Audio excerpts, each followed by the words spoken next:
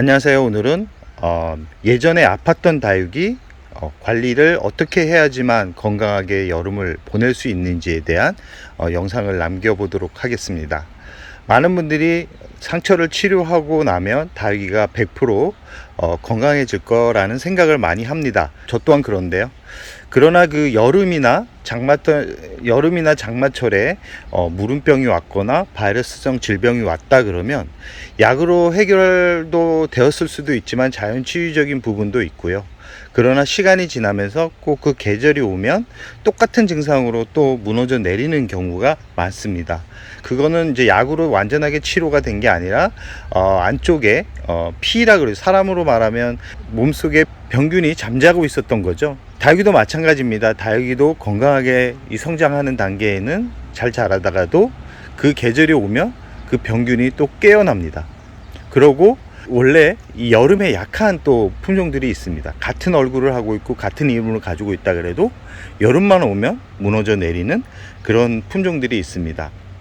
그래서 저는 다육이를 관리를 할 때 꼭 기억해 둡니다. 장마와 여름에 무너져 내렸던 그런 다육이들을 꼭 한 번은 관리를 하고 같은 곳에 두지 않습니다. 작년과 같은 곳에 두지 않는 이유는 똑같은 질병이 올 가능성도 높고 똑같은 무름이 올 가능성이 높기 때문에 그럽니다.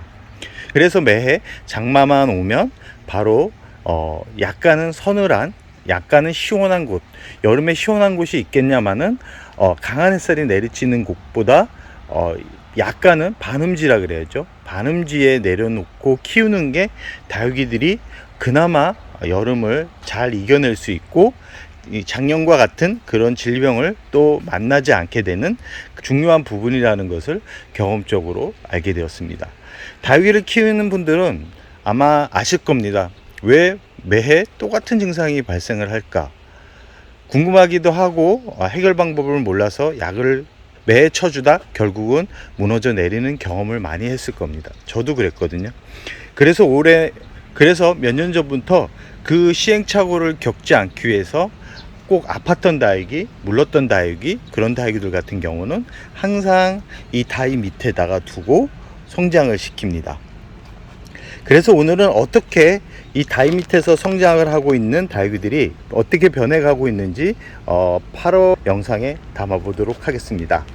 첫 번째 다육이를 잘 보시면 이렇게 풀과 함께 이렇게 잘 자라고 있습니다. 어떻게 이렇게 잎이 깨끗하게 올라오는지 작년과 완전 다른 모습을 보이고 있습니다. 몰개인 잘 보시면 잎이 아주 초록빛 얼굴이 건강하게 올라오고 있죠. 옆에 있는 매우개창도 그렇고 아팠던 동민철화도 이렇게 건강하게 잎이 나오고 있고 초록빛 얼굴로 성장을 하고 있습니다. 라울 같은 경우도 잎이 건강하게 나오고 있죠. 이쪽 끝으로 해가지고는 더위에 역시 이겨내지 못하는 그런 모습을 보여주고 있고 이 줄기 부분이 아무래도 문제가 있는 것 같습니다. 그러나 다른 쪽에는 이렇게 건강하게 잘 성장을 하고 있고 그 옆에 있는 매우개창 같은 경우도 잘 성장을 하고 있습니다. 이렇게 보면 매우개창들이 여름에 잘 이겨낼 것 같으면서도 한번 손상을 입으면 또 이 병이 재발하는 그런 특징을 보여주고 있다는 게 참 마음이 아프지만 기억해 놓으셨다가 꼭 그 다음 여름에 피해가 없게 만들어 주는 것도 다육이를 잘 키우는 방법이니까 잘 기억해 두시기 바랍니다. 그러고 하월시아는 저번에도 보여드렸듯이 그늘에서 이렇게 잘 성장하고 있습니다. 은자복음 같은 경우도 자구가 그새 또 많이 성장을 했고요. 옥성 계열의 하월시아 같은 경우도 이렇게 성장을 잘 하고 있습니다. 마지막 주니까 이제 한 달만 지나면 이 다육이들 같은 경우도 정상적인 햇살이 들어오는 곳으로 잘 이동을 할 겁니다. 이 하월시아 같은 경우는 이 금이기 때문에 햇살을 많이 보여주게 되면 잎이 거의 말라갑니다.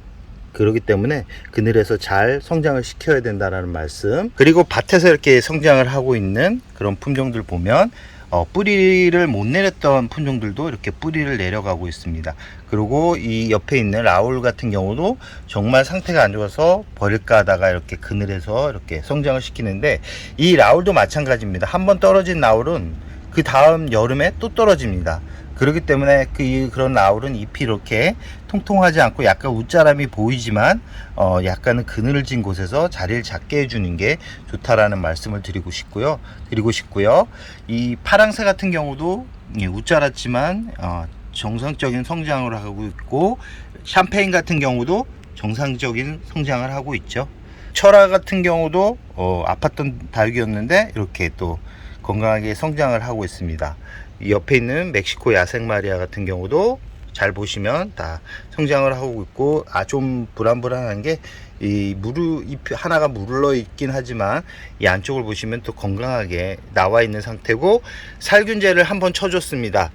7월 셋째 주에 살균제를 쳐줬는데 이 햇살이 가득 드는 그런 공간이 아니기 때문에 이 살균제에 그렇게 뜨거운 햇살의 영향을 덜 받기 때문에 큰 문제가 없이 살균제를 쳐줄 수 있었고요. 그 옆에 있는 다육이들 같은 경우도 잎을 펴지 못했던 매창 같은 경우도 잎을 완전하게 편 상태고요. 파키피던 같은 경우도 이렇게 성장을 잘 하고 있습니다. 저쪽 끝으로 보시면 다 성장을 깨끗하게 하고 있죠. 이 매우개창 같은 경우는 가장 많이 건강을 되찾은 것 같습니다. 그 옆에 있는 쭈그리였던 원종 에보니 같은 경우도 완전 얼굴을 다 폈죠. 이렇게 이 뜨거운 햇살에서 힘들어하는 다육이들 같은 경우는 이렇게 반음지 같은 환경에서 키운다 그러면 이렇게 건강하게 또 되찾을 수 있다. 이렇게 보시면 하월시아 같은 경우도 그렇고, 이 지금 로레반스 철화 같은 경우는 이제 아주 오래 키운 품종인데, 이 철화 같은 경우는 한번 철화가 풀리기 시작하면 문제가 되는 경우가 많았습니다. 뒤에 옆에 있는 그레이스 철화 같은 경우도 이렇게 이 잎이 작아서 일부러 그늘진 곳에 이렇게 두었는데 잎이 좀 웃자라 보이지만 건강하게 이렇게 생명을 되찾고 있고요. 이 줄리아 철화를 보시면 아시겠지만 잎이 거의 없었습니다. 그러나 이렇게 반음지에서 거의 회복된 상태를 보여주고 있습니다. 이 상태로 가을까지 가면, 가을에 분갈이를 한 번 더 해주면 되는데, 가을 분갈이에는 상토 비율을 높여서 해준다 그러면 이 작았던 잎들이 또 완전하게 성장을 시킬 수 있는, 이렇게 잎이 작아진 철화 같은 경우는 강한 햇살에 두면 잎이 더 작아집니다. 그렇기 때문에 잎을 크게 만들고 싶다 그러면 꼭 좀 반음지에서 한 1, 2년을 키운다 그러면 정상적인 얼굴을 되찾을 수 있다 라는 말씀을 드리고 싶습니다. 또 다른 반음지 얘를 찾아 가지고 이 두 개를 이렇게 또 배치를 시켜 놨는데 역시나 건강하게 이렇게 성장을 하고 있습니다. 이 자리를 잡지 못한 그런 다육이들 같은 경우는 이렇게 약간은 그늘진 곳에서 자리를 잡게 해서 성장을 시키면 큰 문제 없이 이렇게 또 회복을 시킵니다. 이런 회복 시간이 대략 한 6개월 정도는 된다라고 생각을 하시면 됩니다. 6개월 정도만 이 상태로 두면 잎 모양은 예쁘지 않지만 건강하게 뿌리가 내리고 건강하게 자리를 잡을 수 있다라는 거. 오늘은 이렇게 아팠던 다육이는 반복적으로 아픈다라는 이야기를 해드리고 싶었던 겁니다. 아팠던 다육이는 똑같은 방법으로 그 다음에 키우면 안 됩니다. 한 1, 2년은 이런 식으로 해서 제대로 자리를 잡을 수 있게 환경적으로 만들어 준다 그러면 오랫동안 다육이를 오랫동안 성장을 시킬 수 있다라는 말씀을 드리고 싶습니다. 이런 아팠던 다육이들 같은 경우는 이 여름철 물 주기가 아주 중요한데요.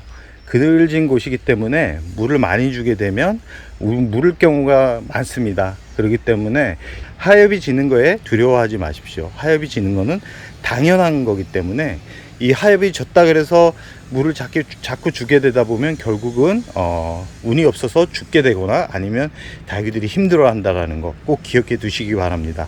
그럼 오늘의 영상을 여기서 마무리할까 합니다.